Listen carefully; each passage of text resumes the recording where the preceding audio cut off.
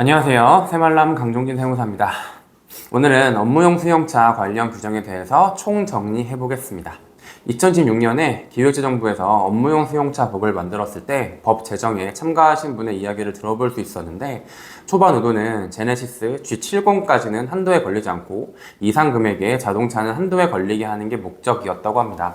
그러나 차량의 출고가는 계속 오르고 법은 바뀌지 않기에 현재는 길에서 보이는 많은 차들이 이 법의 적용을 직접적으로 받고 있습니다.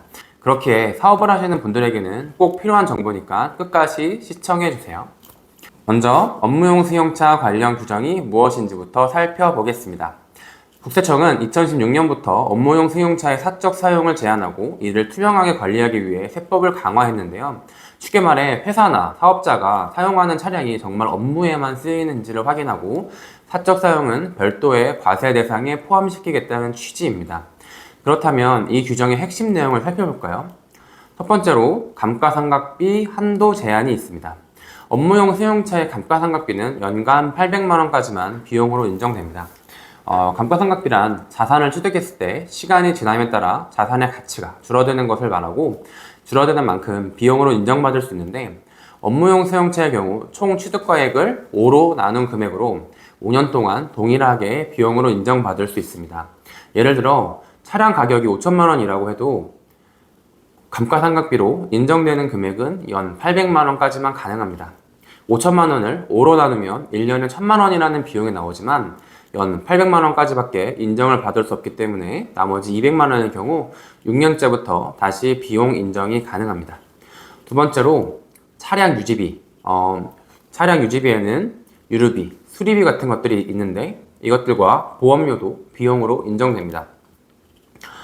주의할 점은 유지비나 보험료 등을 인정받기 위해서는 세법에서는 기본적으로 운행기록부라는 것을 작성하도록 되어 있는데요.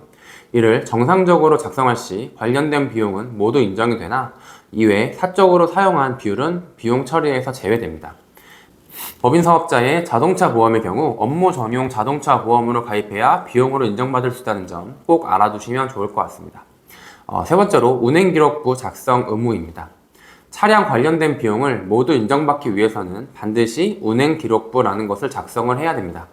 운행기록부에는 날짜, 목적지, 주행거리 등을 기록을 해야 되며 이를 통해 업무와 사적 사용을 구분합니다.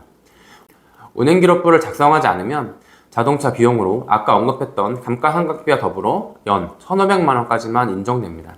예를 들어 아까처럼 5천만원을 주고 자동차를 샀다고 가정을 해보면 감가상각비에서 800만원, 나머지 유류비, 보험료, 자동차세, 정비비용 등에서 700만원까지만 비용으로 인정받을 수 있다는 것이고, 700만원이 넘는다고 하면 운행기록부를 작성하여 업무용 비율만큼 더 추가로 비용을 인정받을 수가 있습니다. 법인의 경우 추가로 주의할 점이 있는데요. 법인 차량과 관련하여 사적 사용하는 경우가 있다면 법인의 자산을 대표나 임원, 주주 등이 사적으로 이용한 것으로 보아 세법에서는 추가적인 제재를 가하게 됩니다. 마치 법인에서 급여나 배당 등 금전적인 이득을 받은 걸로 보아 개인의 소득세를 추가로 부담하여야 합니다. 이것이 대표자 인정상여라는 것입니다. 그리고 관련 법 강화로 8천만원 이상의 자동차를 취득할 경우에 법인의 경우 연도색 번호판을 2024년부터 의무적으로 부착하여야 되는데, 부착을 안 한다고 해서 출고를 못하는 것은 아니지만 법인세를 감면받지 못합니다. 따라서 법인의 경우 법인 차량 사용 시 더욱 신중하게 관리를 하여야 합니다.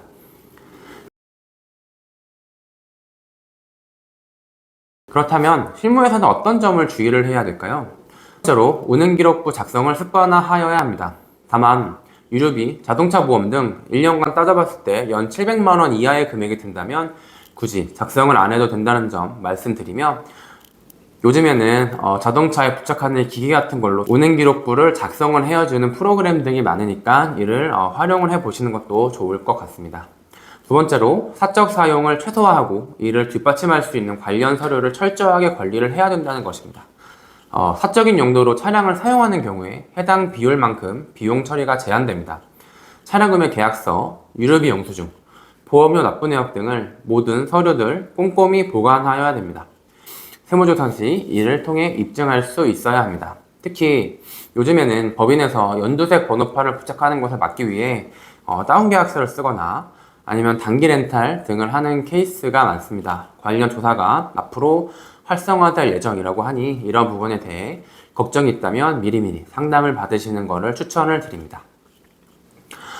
이번에는 자주 묻는 질문에 대해서 몇 가지를 짚어보도록 하겠습니다. 네, 맞습니다. 개인 사업자도 법인과 동일하게 이 규정을 따라야 합니다.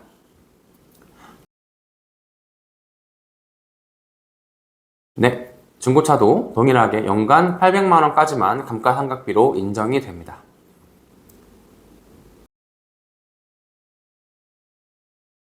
네, 소유하는 차량이 2대 이상이어도 관련 규정은 한 대당 적용되는 규정이기 때문에 관련된 한도나 비용 등은 한 대당으로 생각하시면 됩니다.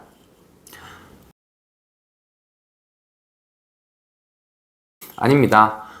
길거리에서 볼 수 있는 경차나 아니면 9인승 이상의 승합차 같은 경우에는 이 법에 적용을 받지 않습니다. 구매할 때는 이것을 구분을 하기 위해서 개별 소비세라는 것을 참고해 보면 되는데요.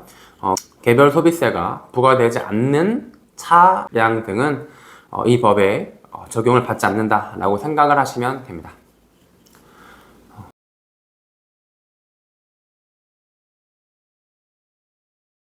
사실 이 질문이 거래처에서 가장 많은 질문입니다.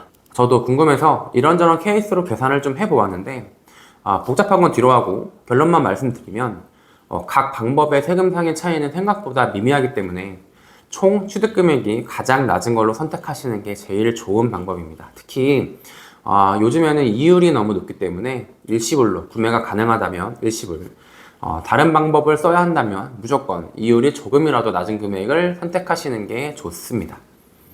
오늘은 이렇게 업무용 승용차 관련 세법 규정을 알아봤는데요. 내용이 조금 어렵게 느껴질 수도 있지만 정확히 알고 준비하면 충분히 관리할 수 있습니다. 혹시 더 궁금한 점이 있으시다면 댓글로 남겨주시고요. 도움이 되셨다면 좋아요와 구독 부탁드리겠습니다. 그럼 다음 영상에서 또 뵙겠습니다. 감사합니다.